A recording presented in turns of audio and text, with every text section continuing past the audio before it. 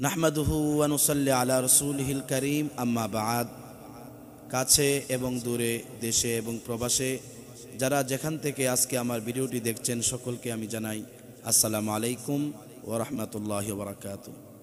প্রিয় দর্শক, আজকে গুরুত্বপূর্ণ একটি ভিডিও নিয়ে আপনাদের সামনে উপস্থিত হয়েছি।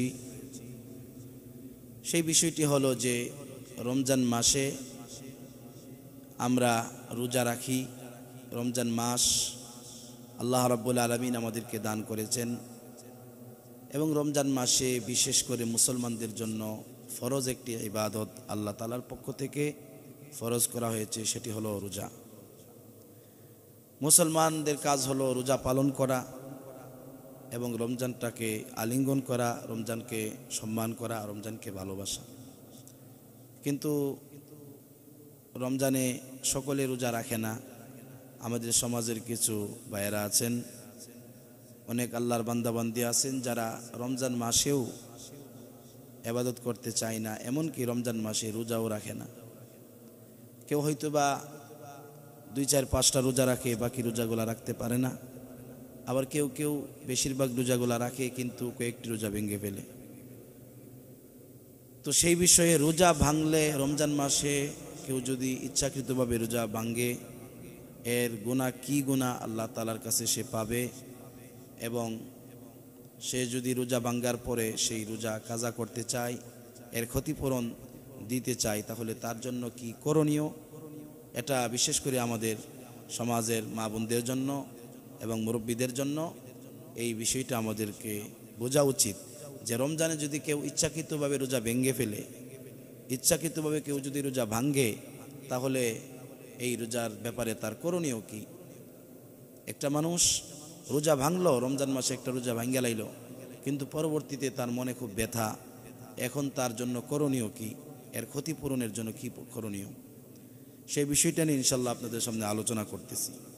প্রিয় দর্শক, এই বিষয়টা আলোচনা করার জন্য আমি আবু দাউদ শরীফের একটি হাদিস আপনাদের সামনে পেশ করি। আল্লাহ নবী সাল্লাল্লাহু আলাইহি ওয়াসাল্লাম বলেন যে মান আফতারা ইয়াওমা মিন রমাদান মিন গায়রি রুখসাতিন ওয়ালা মারাদ লাম ইউকযা আনহু সাওমুদ দাহরি কুল্লি ওয়া ইন সামা আও কামা ক্বালা নবী আলাইহিস সালাতু ওয়াস সালাম।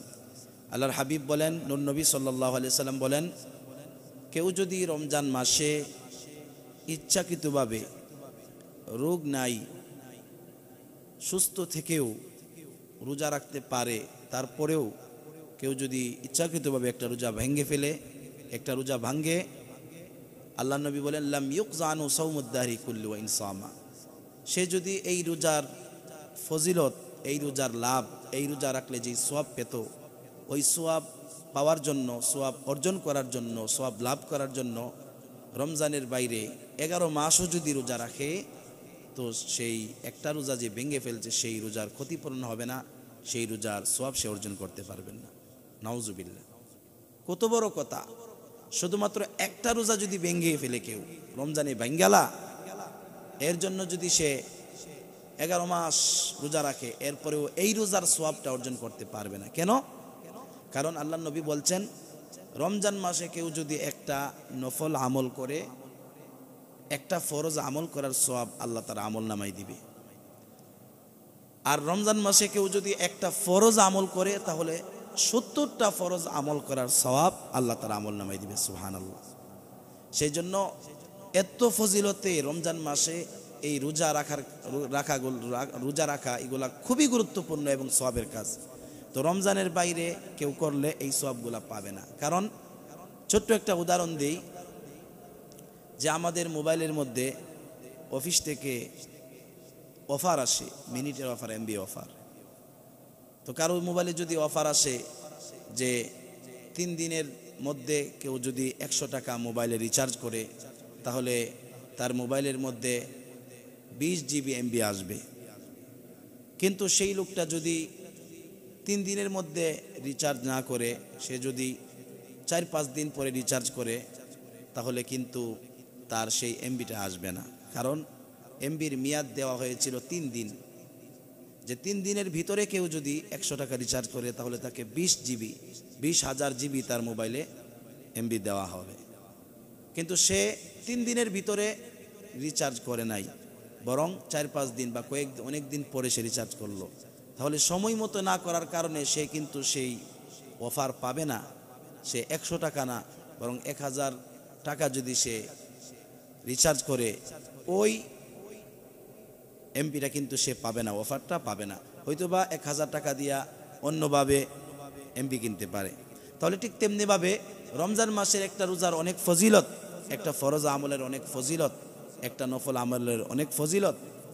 তো এই রমজান মাসে যদি কেউ একটা আমল ফরজ রোজা যদি ভেঙে ফেলে, তাহলে রমজানের বাইরে 11 মাস রাখলেও তার ক্ষতিপূরণ হবে না। দ্বিতীয় নাম্বার একটা হাদিস শোনাই আপনাদেরকে প্রিয় দর্শক।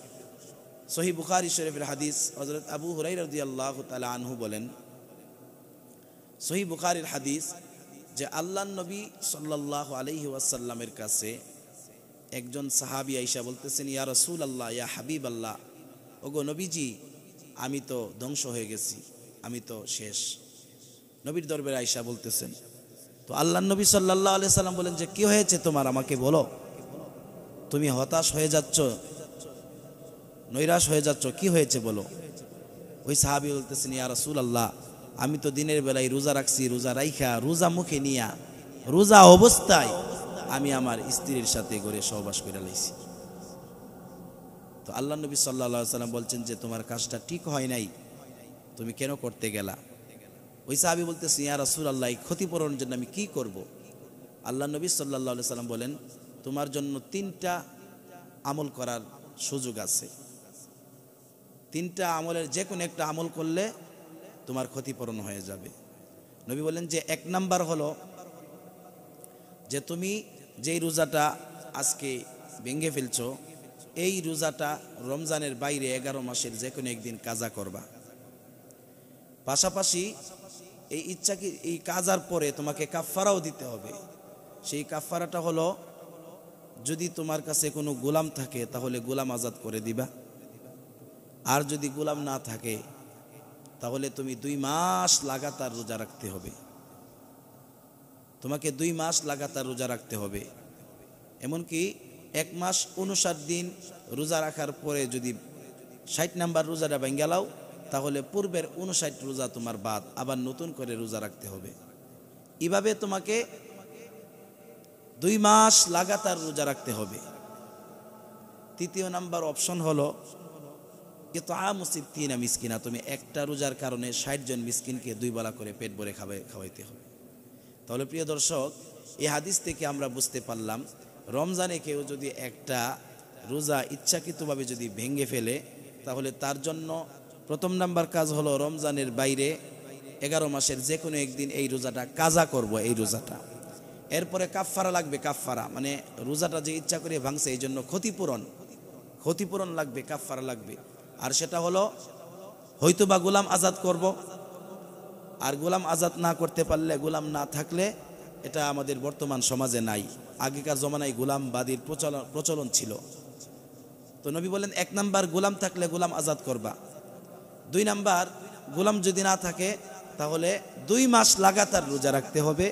2 মাসের মধ্যে একদিন রোজা যদি ভেঙে লাও, তাহলে আবার পুনরায় আবার নতুন করে 2 মাসের রোজা রাখতে হবে। 2 নাম্বার অপশন ক্ষতিপূরণ, কাফফারা। 3 নাম্বার হলো, এটাও যদি কেউ না পারে তাহলে 60 জন মিসকিনকে খাওয়াতে হবে। তাহলে প্রিয় দর্শক, আমরা বুঝতে পারলাম, একটা রোজা যদি কেউ রমজানে ইচ্ছাকৃতভাবে ভেঙে ফেলে, তাহলে সে ওই রোজাটা কাজা করতে হবে এবং ক্ষতিপূরণের জন্য গোলাম আজাদ করতে হবে, নতুবা 60টা রোজা তাকে রাখতে হবে একটা রোজা ভাঙ্গার কারণে। তাহলে 60টা রোজা যদি রাখে, তাহলে তার জন্য 61টা রোজা হইতেছে। একটা হলো কাজা রোজাটা, যে রোজাটা সে ভেঙে ফেলছে সেটা কাজা করবে, আর 60টা কাফফারা তথা ক্ষতিপূরণের জন্য মোট 61টা রোজা রাখতে হবে একটা রোজা ভাঙ্গার কারণে। আর যদি 60টা রোজা না রাখতে পারে, তাহলে একটা রোজাটা কাজা করবে যেটা রমজানে ভাঙছে, আর আপনার 60 জন মিসকিনকে 2 বেলা করে পেট ভরে খাওয়াতে হবে একটা রোজা ভাঙ্গার কারণে। তো প্রিয় দর্শক, আমরা এই বুখারী শরীফের হাদিস থেকে বুঝতে পারলাম যে একটা রোজা ভাঙলে কত গুনাহ, এর ক্ষতিপূরণ দিতেই হবে আমাদেরকে। এই জন্য আমি সমাজের সকল শ্রেণীর লোকদেরকে, বিশেষ করে যুবক ভাইদেরকে বলবো যে যারা এই অবহেলা করেন রোজা নিয়ে, আপনারা একটা রোজা ভাঙলে কত ক্ষতিপূরণ দিতে হবে একটু ভাবুন, একটা চিন্তা করুন এবং রমজানে রোজা রাখার চেষ্টা করুন, রমজানকে মূল্যায়ন করার চেষ্টা করুন। আল্লাহ পাক রব্বুল আলামিন আমাদের সকলকে বোঝার তৌফিক দান করেন। আসসালামু আলাইকুম ওয়া রাহমাতুল্লাহি ওয়া বারাকাতুহু।